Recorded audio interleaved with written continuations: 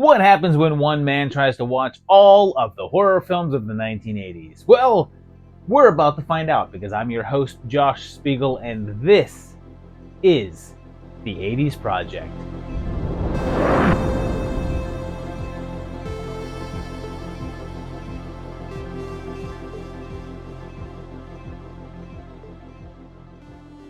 We are cooking through 1983 now. We're about a third of the way there, I guess. And yeah, there's been some really solid films so far in this year. And I have to say, I'm expecting things to go downhill at some point. And this might be the episode where it happens. But hey, I get to see one of my all-time favorite movies' sequels. We're going to kick this block off in the weirdest way with a film that has no known release date, but it is known to be released at some point in 1983 in France, and it's Augroff, otherwise known as the Mad Mutilator. It begins with an axe murderer loose in the woods and the most charming handmade title of all. And our killer is wearing a mask and just chasing people down.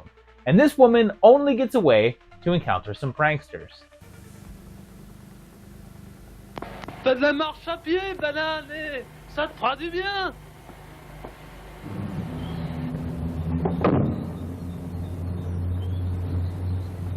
When she thinks she's found help, it turns out to be the killer instead, but she still gets away and finds his very Texas Chainsaw-inspired home.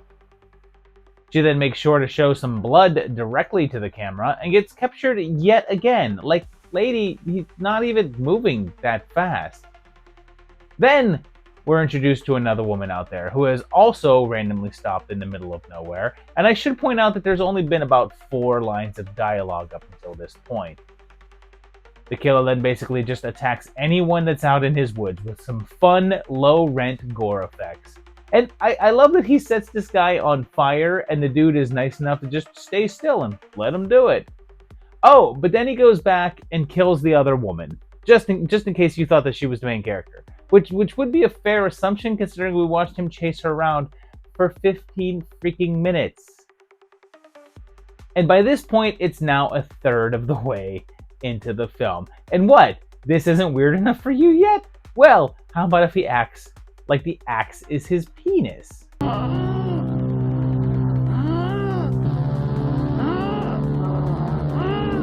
And if you think all that is strange, well, let me tell you, although I won't tell you because I don't want to spoil it, but absolutely nothing will prepare you for the twists that occur in the later part of this one. And the director was a man named Norbert Moutier, under the name of N.G. Mount. And it was his first film, although he only made a handful. Like, you'll remember I mentioned that there's very little dialogue, and when it does happen, you'll notice that you can't see anyone's mouths, and that was because this was shot on Super 8 film, a notably low-end format, known for its cheapness, but it was also really hard to sync up sound to it. So you'd either have to have no dialogue or just dub it over, which is what they did here. Mount was a video store owner, and he made the film with the express reason of renting it to his customers, and it managed to achieve a minor bit of cult notoriety for its bizarro turns.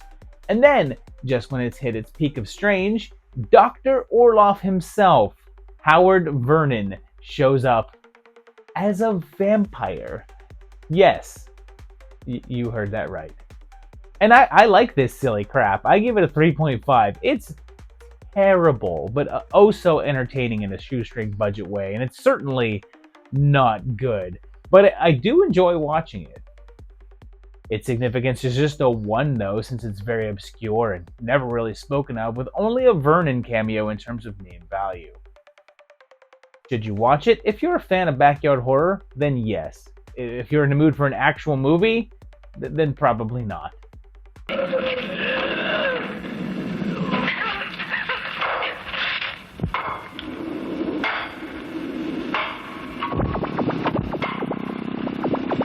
Let's move on to another one with an unknown release date, but it did come out in Canada at some point in 1983, and it's Skullduggery.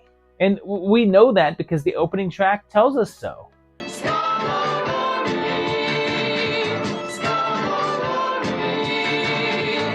We're introduced to several people in what appears to be a medieval castle in the 1300s, playing some sort of game that leads to the death of one of the players. It then jumps ahead 800 years to 1982, and Adam here is organizing a game with friends. And one of the players admits that she's starting to see imagery from the game in real life. And if Tom Hanks shows up, then they'll know that they're in trouble. They're playing at a costume rental shop, and the game is very similar to Dungeons & Dragons, but has a board game element to it.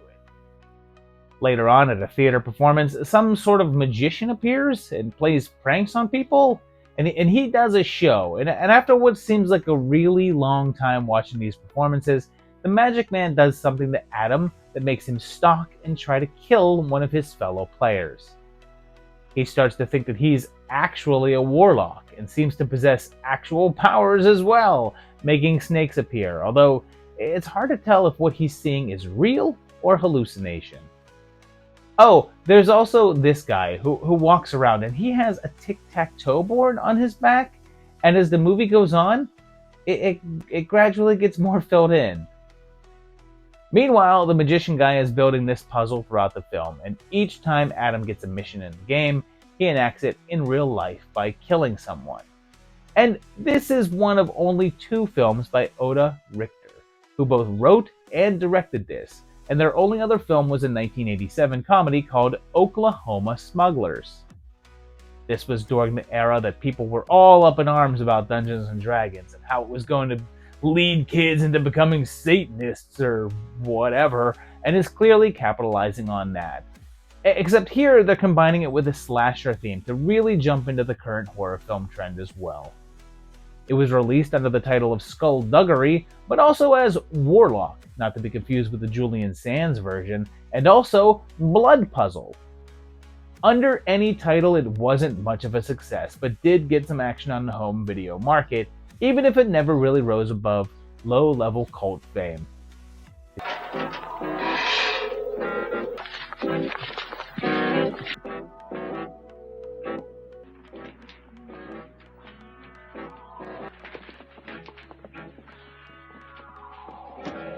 And this one is fine, but really disjointed. I'm gonna give it a 3. There's just a bunch of different elements that don't really add up to a satisfying whole, but it is kind of fun. Its significance is just a 1 though, since it's also really unknown and doesn't have any names in it at all. Should you watch it? I mean, it's a half-decent watch, but I wouldn't call it necessary by any means, but, you know, it's fun. Could you please deflate your tits? Here's another with an unknown release date, although it was said to have been released at some point in '83 in the UK, and it's Scream Time. It kicks off in New York City, and a couple of guys go into a video store, and while they're there, they steal a couple of video cassettes, because this was '83. Those suckers were likely around $100 a pop at that point. They take the tapes to their friend Marie's house and say that they want to watch the movies there and pop in the first one. And we watch what's on the tape, since this is actually an anthology film. I mean, is this VHS, like 83 or something? The first segment has a Punch and Judy show, and the puppeteer is going through some struggles as his wife is fed up with their lack of money and plans to move to Canada. Turns out his son hates his puppets too and sets them on fire. And when his son and wife are mysteriously attacked, perhaps Jack has had enough. Or is it Punch the Puppet? The second short involves young newlyweds who are given a house by one of their fathers as a wedding present, and they're all upset because it needs work, and like, I don't know if anyone out there wants to give me a house that needs fixing. Gift horse mouth. Right away, Susan starts to have weird visions, like a boy in the backyard riding a bike who disappears every time she goes to talk to him, and bloody knives. After that, things keep ramping up more and more, although perhaps Susan has had enough? Or is it the house? The third and final segment has some dirt bike racers, and one of them applies to a position of handyman for a couple of old ladies. But the plan is for him and his friends to rob them instead.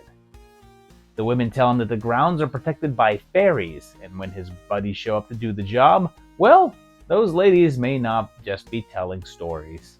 And this one was partially by Michael Armstrong, a man who wasn't mostly known for directing, but for writing. and he did the screenplay for House of the Long Shadows, which I covered earlier in this year. The other director was Stanley A. Long, and he said that each of the shorts were done independently and were meant to be attached to other features, but when they did pretty well, it was decided to string them together as an anthology, and got like $150,000 to shoot the New York wraparound, and almost lost that money in a heliport, but luckily managed to get it back in time. The middle segment, Scream House, would go on to get a full-length remake in 2010 called Psychosis that featured Charisma Carpenter of Buffy and Angel fame. And I like this too. It's a 3. It's kind of fun, but nothing really unique. It's weird because it feels like a proto VHS in a way because of the wraparound, although it's probably better than a chunk of those. Its significance is another 1, though, because this is yet another one that just didn't get talked about or covered, and there's really no one in it that you'll recognize. Should you watch it? Yes. Give Scream Time some screen time.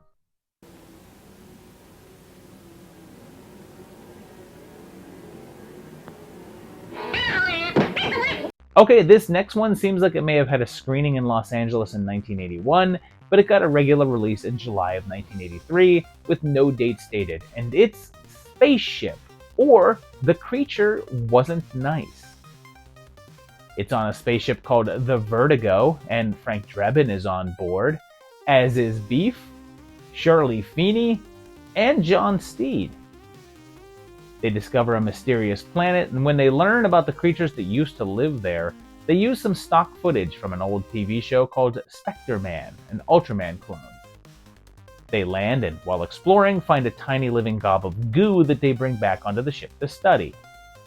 A few weeks go by and Cindy Williams gets a musical number, and who would have thought in the far future that Space Invaders would make a comeback? There's then a bunch of shenanigans for a while, and it's revealed that the tiny organism is now growing and screaming. But there's also random breaks, like a fake trailer for Dirty Harry as an old man, and Rodzinski hounding after Annie. But when the creature gets loose, they have to walk very slowly down hallways to look for it. And this was both written and directed by Bruce Kimmel, who also plays the other crewman here, John, and it was his second feature film, with the first being the comedy film, The First Nudie Musical. It was conceived under the title of The Creature Wasn't Nice, but when it came time to release it, they wanted to play up the fact that Leslie Nielsen was in it, and since he had just made that big turn to comedy in Airplane, they swapped out the title to Spaceship. Classic actor Broderick Crawford was brought in to be the voice of the computer, but his age and rapidly declining health made him unable to complete the gig, and they ended up having to replace him. But that wasn't the only change, because that 1981 screening, which was more or less a test screen, made the studio rethink the film, and they sat on it until 1983, finally releasing it and changing that title, the computer voice, and did a massive re-edit, changing the film's music.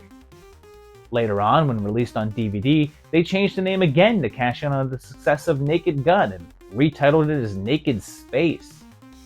Much later on in 2019, Kimmel was able to get the rights and the permission to put together a version that was more closely aligned to the original cut and put it out on DVD. And this is okay, it's a 2.5 for me. The comedy is a touch more miss than hit, but there's certainly some bright spots, and it's possible that my disinterest in parody doesn't help. I remember watching this on cable when I was younger and thinking it wasn't for me, and I suppose I still kind of feel that way. Its significance is a 2, since it did get some notoriety on cable runs and does feature quite a few people of note, so it has some merit. Should you watch it? Possibly. It's amusing enough, and the cast is great.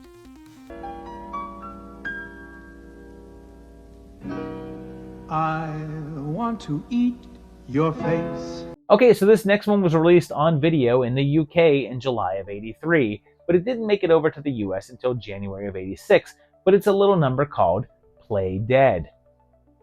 It has Lily Munster showing up to the funeral of her sister, and it seems like there's some bad blood in the family. She places some sort of necklace in the casket that seems to make a dog appear on the screen, and it's Hester's dog, a big old Rottweiler named Greta. Turns out that long ago her lover left her to marry her sister, and she still harbors feelings for him even though he's already passed on. She calls her nephew Stephen over and seems to want to try to make peace, and gives the dog to her niece Audrey as a gift, and wow, thanks for the large dog that you are giving me without asking if I have the means and capability of taking care of. Thanks so much, lady. But then Greta attacks Stephen and causes him to get run over and killed. There's then a really awkward sex scene, and it's made even more awkward by the fact that they keep on cutting back to the dog who is sitting there and watching them while licking its lips. Meanwhile, Hester's up to some black magic, and the police get involved as they think that foul play may be involved. Meanwhile, Greta continues her reign of terror as part of Hester's revenge, although if you're like, oh, hey, it's a movie about a Rottweiler, so clearly it's just gonna bite and attack people, but nope, this dog uses electrocution and strangulation, which is pretty hilarious. And this was by a guy named Peter Whitman, and only one of 2 films that he directed, with the other being a sex comedy called Ellie. His only other credit is as a producer, but that was for Skullduggery, of all things. It looks like, much like Spaceship, this was also filmed in 1981, but it didn't find any sort of distribution until later and was eventually distributed by Troma. And I'm going to go with a 2 on this one. It's mostly just really dull, but the dog murders are fun, but it's way too long in between them, and not even a hilarious dog dummy can save it. Its significance is another one, since this is also very unheard of and barely even got released. Should you watch it, you can let this sleeping dog lie.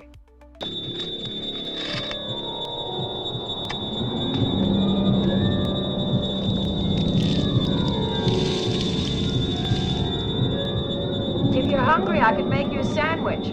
Give me. Let's go now to a film that had a premiere screening on July 15th in Louisiana, but then sort of sat dormant for a while until getting a bigger release in 1986, which seems to be a theme with this block. Films that were shot earlier and then released much later. But this is Mountaintop Motel Massacre.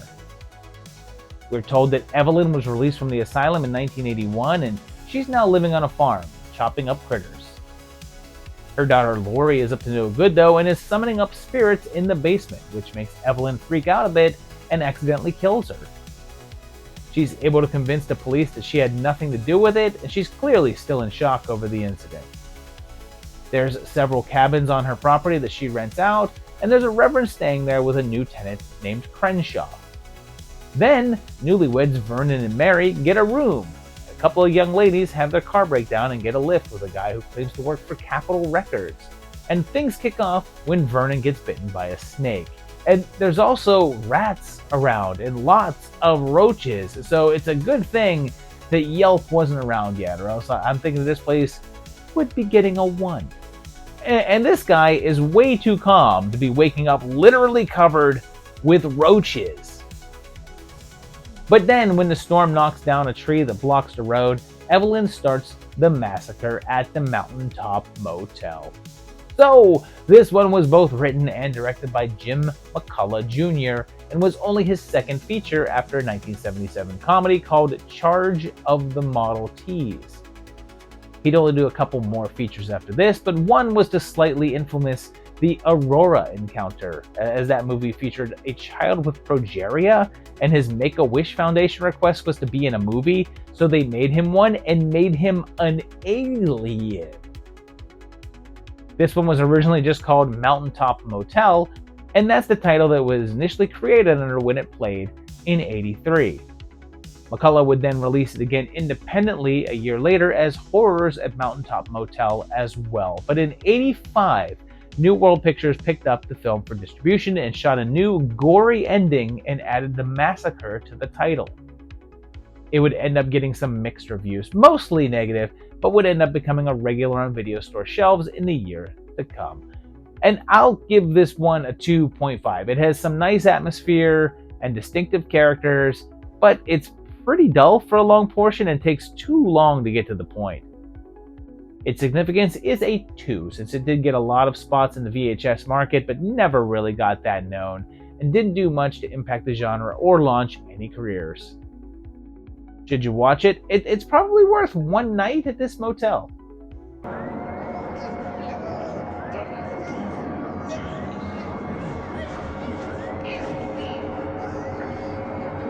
Okay, I'm including this next one for reasons, but it's not truly a horror film at all. And it doesn't have a known release date except for coming out in Turkey in 1983, and it's Call, or The Desert, or more commonly, Turkish Jaws. We meet Kemal, and he's a super cool guy with super cool shades and a cycle. And he confronts this guy who gets this series of amazing close-ups.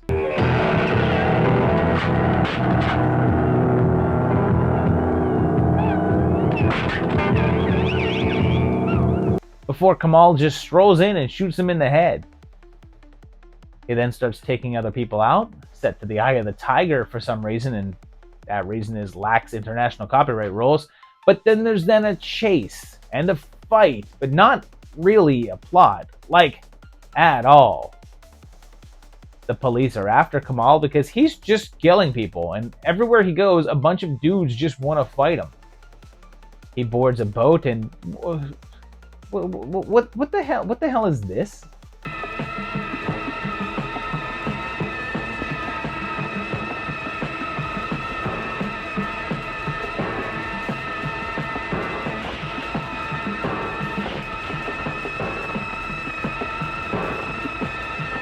Seems like Kemal stole some money or was just accused of it and tortured, and now he's getting revenge on those that did him wrong.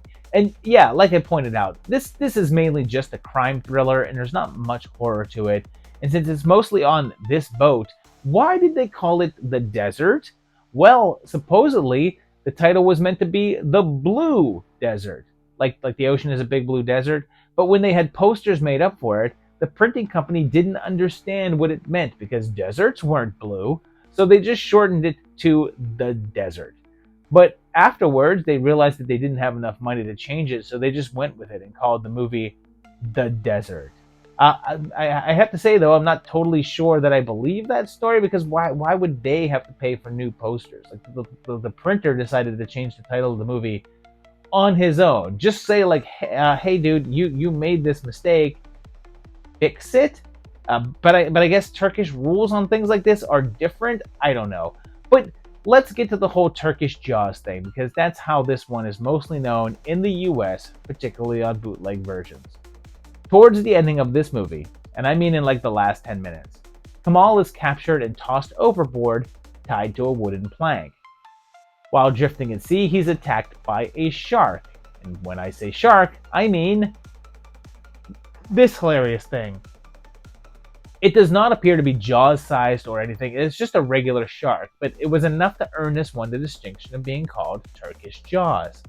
I think it's worked that way because this is from Çetin Inanc, a name I'm surely saying correctly, and he was the man who gave us Turkish Star Wars, which also starred Cüneyt Arkın, another name I'm saying totally correctly. Although I admit that film was much more fun than this one, although it matches that one's crazy camera angles and stolen music.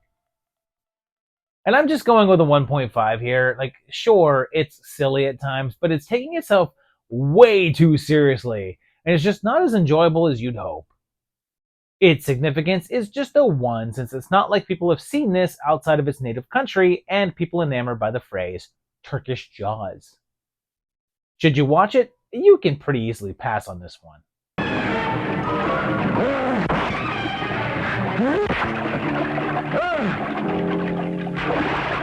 Let's end this block in a grand fashion, and on July 22nd, it's not Turkish Jaws, and in fact, it's Jaws 3D, or I guess Jaws 3, which is weird, right? Because Jaws 3D sounds like the original Jaws in 3D, but Jaws 3 3D is too repetitive. The poking at the camera starts right away with a roly-poly fish head that can't play baseball, doesn't wear a sweater, is not a good dancer, nor does it play drums. We have a bunch of water skiers, and already there's a shark in the water, and one of them is Beverly Switzler. It's set at SeaWorld in Orlando, and they're opening up a new attraction there, a big set of underwater tunnels in the lagoon that's connected to the ocean through this little channel, and the finned one follows them into it. There's an Iron Eagle on hand, and he's joined by an enemy and he's Mike Brody, now older and working here as an engineer. He's dating Dr. Jekyll's girlfriend, and there's a visiting Steve Irwin type, although this guy's a jerk and not a goddamn hero. The younger Brody, Sean, is also on hand, much older now, like 10 years older, so I guess this is meant to be like 10 years after part 2. And he meets up with Mrs. McFly and plays her at this game that I mentioned a few years back, and people told me that it's a real thing, but it still just baffles me, as it's literally just push my hands. There's shenanigans as Sean and Kellyanne hook up, and it turns out that there is indeed a shark there, and it's eating people, which is, as a coincidence, really sucks for Michael and Sean. But when they manage to capture Gorgo, the shark, it turns out that they have much bigger problems than they originally thought. And what's interesting is that this was almost a parody film. Like, along the way, Richard Zanuck and David Brown, who were the producers on the first 2, thought it would be fun to make a comedy called Jaws 3 People Zero and involve some National Lampoon writers, including a young John Hughes, to do the script. Lots of potentials popped up. Joe Dante was going to direct, Bo Derek was going to star, Richard Dreyfuss was going to return, but then Steven Spielberg heard the plans and said no, and if they went forward with that concept, he would never work for Universal again. Eventually, the directing job was given to Joe Alves, the first and second film's production designer, and they shot on location at SeaWorld. Richard Matheson handled the script and was forced to include the Brody boys, which he was opposed to, but was able to dissuade them from making the shark the same one from part 2, somehow surviving. Roy Scheider wasn't asked to return and would have turned it down flat, saying that the producers actually knew better than to ask him. It took advantage of the resurgent 3D craze of the time, which made the filming more difficult than normal, although the budget remained somewhat modest at $18 million.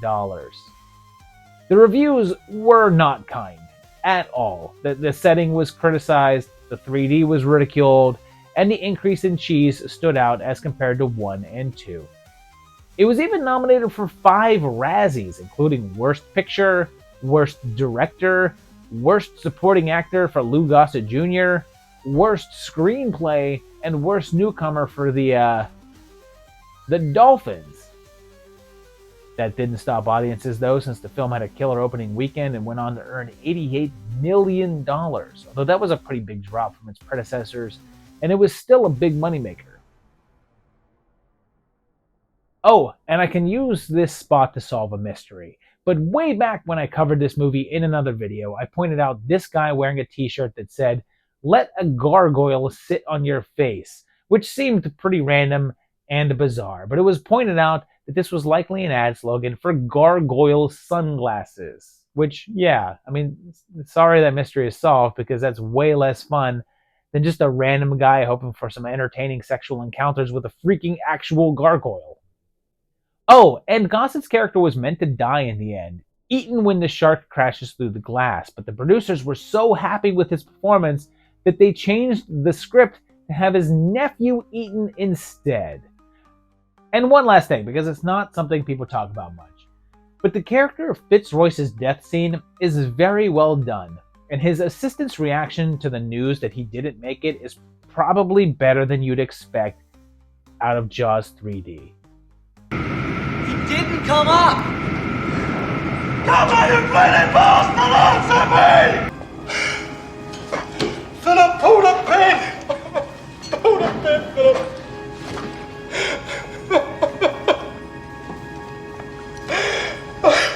And this may be dumb and silly, but it's still pretty damn fun, so I give it a 3.5.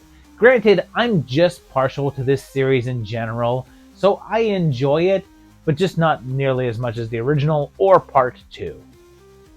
Its significance is a 4, though, since it's part of one of the biggest franchises in film, and it's pretty widely seen and known with a number of known faces. Plus, it's probably the most known 3D film from this era.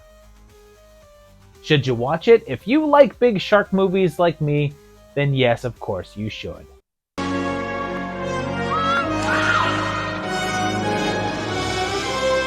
So there you have it, getting further into 1983. My favorite of this block is, I'm sorry, it's Jaws 3D. This was a little bit softer block than normal, although I will say most of these movies were still fun, but there just wasn't that much in here that was like, yeah, that's a really good one. But Jaws 3D is silly fun for me. I know that it's not a good movie, but I do really like watching it.